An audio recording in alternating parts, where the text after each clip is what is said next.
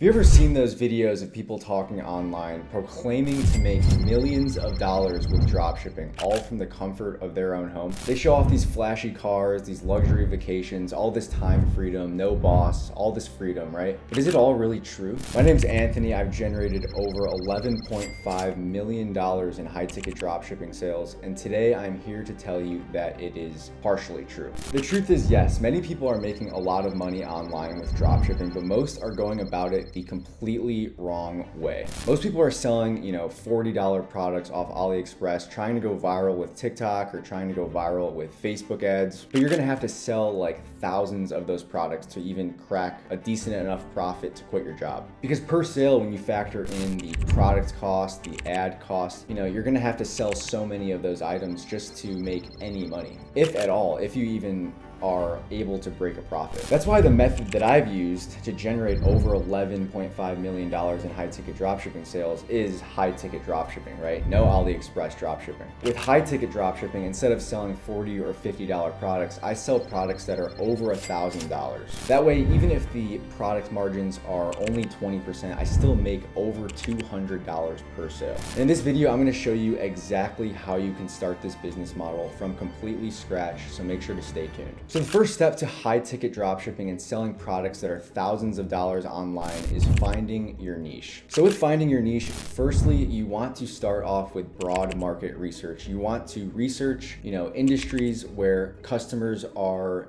used to spending thousands of dollars online. This could be like things like home decor or gardening or garage products, sports equipment, or restaurant products. You're gonna be wanting to use tools like Google Trends, or a tool I like to use is Keywords Everywhere to measure the demand of a specific product type or industry products as a whole. When you're picking a niche, you also want to keep in mind that this niche has to be scalable and it has to last a long time, With high-ticket dropshipping, unlike AliExpress dropshipping where you're trying to catch a trend, you want to be able to sell these products for years and years and years. You don't want to get lucky one month and then have your business completely fall off the face of the earth the next month, right? You want to be selling these products month after month after month, year after year. So you want to find a niche that lasts a long time. And you also want to make sure that it's broad enough, right? So you don't want to pick something like just pizza ovens. You want to pick a pizza ovens as a product and then pick a niche of surrounding products that surround, for example, pizza ovens. Now, once you have a niche, you are going to want to start picking products within that niche. Let's say you pick,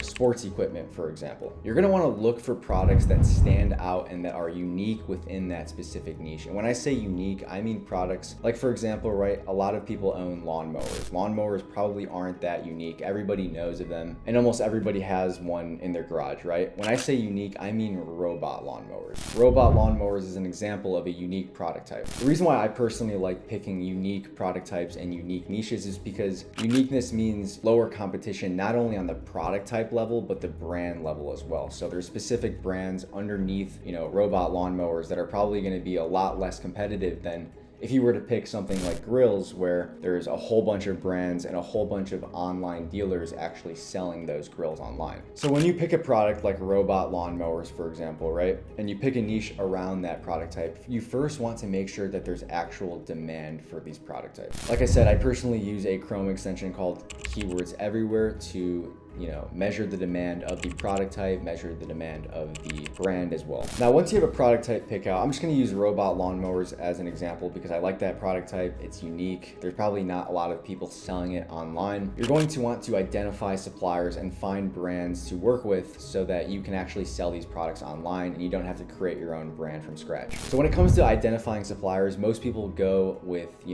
the regular AliExpress or Alibaba method. They'll search on Alibaba or search on AliExpress, robot lawnmower, and they'll try to find a super cheap version of the product that they're trying to sell. And then they'll try to find like a $10 version and try to sell it for $100, right? But this leads to really bad quality issues. And the reason also is as to why I don't do that is because you're gonna have to create demand for that product. And instead of creating a demand for a product that already doesn't have demand, I instead partner with brands that have been around for years already. And the reason why I do that is because when I partner with these brands already have built-in demand. All I'm doing is channeling that brand's demand to my website. So make sure when you're finding brands to work with or suppliers to work with, these are US trusted suppliers or brands and nothing on AliExpress AliExpress or Alibaba. So if you type in robot lawnmowers on Google, a whole bunch of brands are going to show up. Just type in robot lawnmowers, go to the shopping tab on Google, and you'll see a whole list of brands. Now there's a few different requirements I look for in profitable brands. The most important part I would say is firstly the price, right? You want to make sure the prices are over $1,000. Again, this is high ticket dropshipping. We're selling expensive products where we can profit over $200 per sale. So make sure the price point is over $1,000. And then after that, I would say the next most important requirement of the brand is competition. How many online dealers are really selling this brand online? You want there to be under 15. Any more than that, and typically the advertising costs are going to be too high. So you want to find brands that have under 15 online dealers on Google Shopping. The next requirement I look for is MAP, and MAP stands for minimum advertised price. And the reason why MAP is super important is because we want to find brands that don't allow online dealers to undercut each other. So let's say a brand has a MAP of $1,000. No online dealer, if I was working with that brand, I can't go under $1,000. If you're working with that brand, for example, you can't go under $1,000. So no one's competing on price, right? Unlike AliExpress dropshipping, where one product goes viral and the first person selling it for $40 and the next, 200 people are selling it for $20, and it's just a race to the bottom. So we don't want to do that. We want to partner with brands that enforce minimum advertised price. When you partner with these suppliers, you're going to want to make sure to build an actual real relationship with these brands, right? This is a legit business. It's not like something with AliExpress where you're just talking to your supplier and the relationship doesn't really matter. You want to build a real relationship with these suppliers. One reason why building a relationship is super important is because of negotiation, right? Eventually, when you sell these products online or you sell enough of this specific brand, you're gonna wanna be able to negotiate the price. Typically for me, anytime I sell over $100,000 of a specific brand, I'll reach out to that brand and I'll ask for better margins. When you're selling, a $1,000 product online, if you get a 20% margin, that's $200. But if you negotiate up to 25%, then you can get $250. So it makes a really big difference per sale on a per sale basis. So you just want to make sure that you're building a good relationship so that eventually down the line you can negotiate your prices. So now that we've talked about picking a niche and picking product types and the importance of the requirements and finding a unique niche and unique products, we're going to now build out our own Shopify store. So I recommend Shopify as a platform to sell on. It's all I've ever used. When it comes to picking an actual theme for your Shopify store, I would recommend Shoptimized theme or Warehouse theme. Those are the two that I've personally used. I recommend them a lot. They're $200 to $300, but it's completely worth it. I mean, you're going to be investing in your business for a long time. So you want to make sure that you have a professional theme for your store. So when it comes to designing your store, you're going to want to make sure that the design of your store actually matches the niche and the product types that you're in. If you're selling lawn products or gardening products, like I was talking in the last example with the robot lawnmowers, you're going to want to make sure that your homepage, your product pages, everything is optimized for that niche. And a couple notes I wanted to note on your website as well is when you're selling products that are thousands of dollars, it's less important when you're selling a $20 item, but when you're selling products that are $1,000 or $2,000, you want to make sure your product pages are outlined in a very specific way. It's important that these are optimized and the customer trusts your website. So I'm going to talk a little bit about product page and how to kind of optimize that. So when it comes to product pages, one of the things I like about high ticket dropshipping as well is your supplier gives you everything you need. Your supplier gives you really good photos. Your supplier gives you the titles. Your supplier gives you the descriptions. You don't really have to write any copy with high ticket dropshipping. You don't really have to learn that skill because you just copy and paste it straight from your suppliers. But when it comes to the order of importance on your product page, meaning the order of, the customer scrolling down on your product page, you want to make sure that the description shows at the top and then the when will my order arrive kind of block shows right under that. And then the price match guarantee block is typically what I do on my product pages. If you don't know, price match guarantee is just basically telling customers that if a competitor has another price that's under ours for whatever reason or a discount, then we will match that price or have a lower price. So again, you want to make sure that you're using all of your suppliers' information, you're uploading all of the images, you're making your titles the same way that they kind of outlined it for you. And when it comes to product page, like I said, description first, and then you want the when will my order arrive, and then you want the price match guarantee. Okay, now this next step of the business model is ads. Now, before I tell you kind of an overview of what to do, I'm gonna tell you what not to do. So don't use Facebook ads, don't use TikTok ads, don't use Instagram ads, right? Those can work, and a lot of people do make money with TikTok ads. A lot of people right now are talking about TikTok Shop, but the problem with that is you're selling to customers that don't even want your product, or you don't know if they want your product. You're trying to grab their attention on social media media, and you have no idea if what you're selling or what you're showing them, if they're even really interested in it. So what I do personally is I run Google ads. And the reason why Google ads are super effective is because you're selling to customers that are literally searching for the products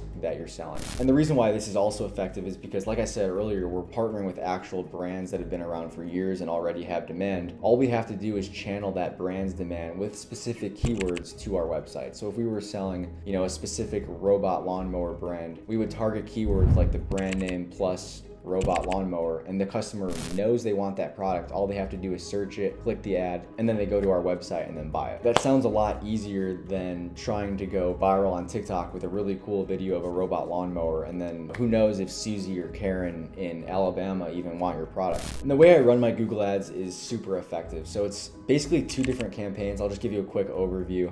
There's the branded campaign and there's the generic campaign. So let's bring up Momotion Lawnmowers. This is a brand that you can partner with and sell their robot lawnmowers online. The way we would run these ads is for our branded campaign, we would target the brand specific keywords like Momotion Lawnmower or Momotion Robot Lawnmower or things like that. And we would spend way more in the branded campaign for keywords that are specific to that specific brand than just lawnmower, which would be our generic campaign. And the reason why that's super effective is because the customer knows they want that specific brand, and all we're doing is showing it to them and optimizing our product pages for success, obviously, so that when the customer clicks on our ad for a Momotion robot lawnmower, that we have that product right in front of them and they're ready to buy. So guys, that's a quick overview of high ticket dropshipping and picking a niche, picking a unique niche, picking unique product types, optimizing your product pages, optimizing your website, running ads. This was a very short video. I'm telling you, if you do high ticket dropshipping and you stick with it